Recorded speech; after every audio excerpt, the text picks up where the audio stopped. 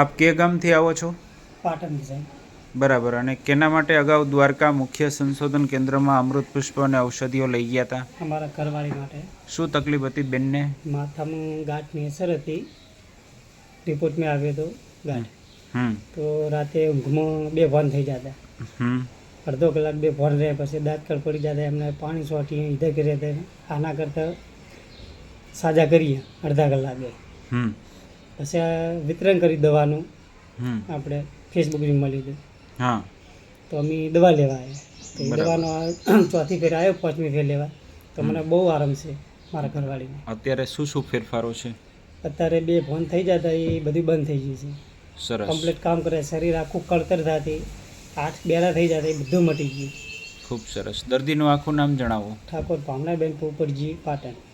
બરાબર. અને તમારા માટે પણ લઈ ગયા હતા? હા, મારા માટે. તમારે શું તકલીફ હતી? છાતીમાં થોડો દુખાવો થતો. દુખાવો એટલે કામ કરું તરત જ દુખાવું પડે, તો એ પણ મને મટી ગયું.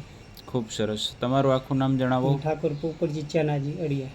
બરોબર. અને તમારો મોબાઈલ નંબર જણાવો. 97 97 27 31 17. 27 31 30 17.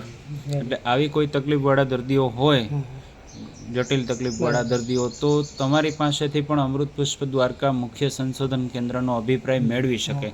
તો લોકોને એક સાચી દિશા મળે, સમાજમાં એક સારો મેસેજ જાય અને એક લોકોમાં જનજાગૃતિ ફેલાય. જય દ્વારકાધીશ.